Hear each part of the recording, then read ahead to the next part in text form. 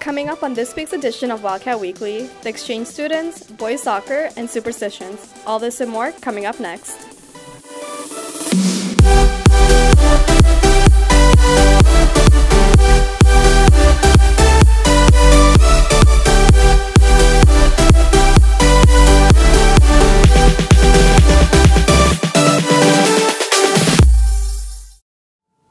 Hi, and welcome to this week's edition of Wildcat Weekly. I'm your host, Vaishnavi Kalyan. Neuqua Valley was recently announced as a 2017 Blue Ribbon School. Alex looks into what this means. Hello, I'm Betsy DeVos, United States Secretary of Education. I am proud to officially designate your school and 341 other schools as 2017 National Blue Ribbon Schools. Neuqua Valley has recently received the honor of being named a Blue Ribbon School, but many do not know what this award means. Well, the Blue Ribbon Award is given out every year by the U.S. Department of Education to schools across the country, both public and private, for excellence in academic achievement as well as excellence in narrowing the achievement gap. For the Blue Ribbon Award, a school has to show excellent progress as well as performance in order to receive a nomination. And what the State Board of Education does is it has a metric, a measurement, to look at schools that have exemplary academic performance on standardized test measures like the SAT, the ACT, PARCC, advanced placement.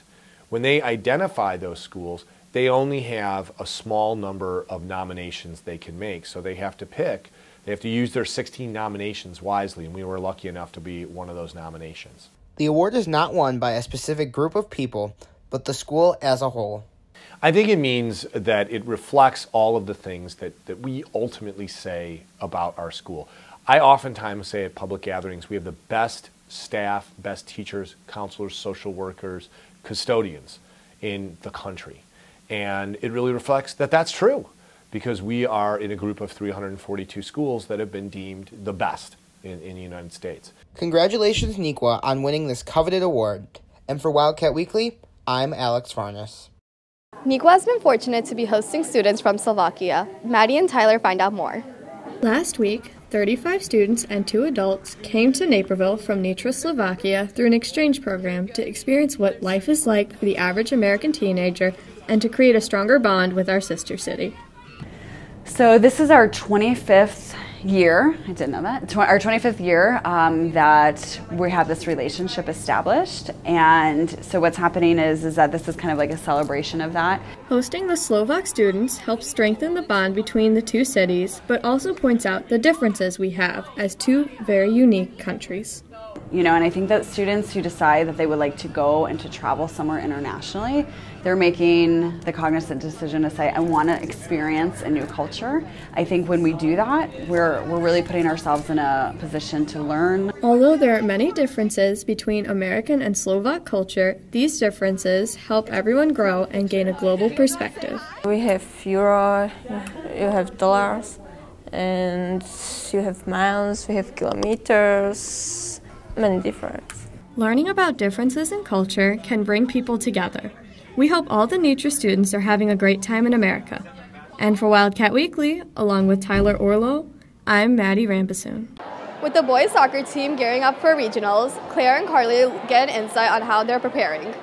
With regionals quickly approaching, the team gives insight into how they've prepared. The team's been preparing for regionals by, still practicing, doing different drills, a lot of teamwork. We work in our own group, so defenders work together, midfielders work together, and forwards work together. So really focusing on different set pieces and working together in our own groups can really help us prepare for regionals a little bit better. One of the strengths was, I think, believe it or not, was them acknowledging we were trying this, but I think I'm best at this position. And I think was finding everyone their correct position. The team has many new players, and with the new additions, there are special considerations the boys are making in order to take on regionals. Compared to previous years, we're on track to do the same as last year. We're ranked a little bit lower in the playoffs. We're ranked 8th seed this year. Last year we were ranked 3rd. So it's a little bit lower, except we have about the same record. So we're doing pretty well so far. I'm on track to do the same as last year. Luck to the team at regionals. And for Wildcat Weekly, along with Carly Herzberg, I'm Claire Thomas.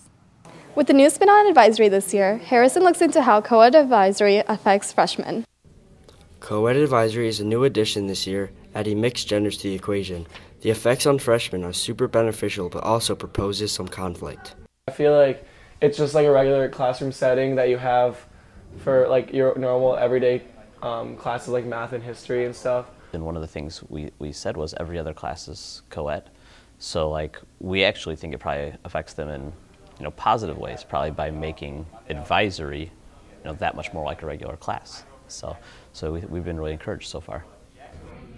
Advisory also affects advisors in different ways than students. Having two different gender advisors has its pros and cons. Mixture of genders just really opens up a lot of new opportunities that we can do for classes. Having being able to do like Battle of the Sexes games and other games just with other classes. There's a getting to know you period, and I definitely think some of our advisors probably have taken a little more time to get to know each other and get comfortable in front of a classroom. Overall, this change has impacted the school for the better. Adding new topics and relationships, Coed Advisory really has benefits. And for Wildcat Weekly, I'm Harrison Oxner. This week, there have been many events in preparation for the homecoming dance tomorrow.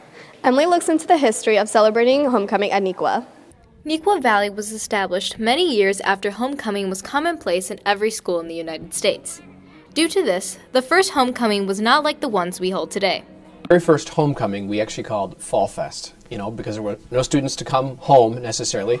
So we just had sort of a Fall Fest the first few years, and then once the first graduating class was commenced, we then started calling it homecoming. Homecoming for us in this day and age is also different in the activities that occur during homecoming week.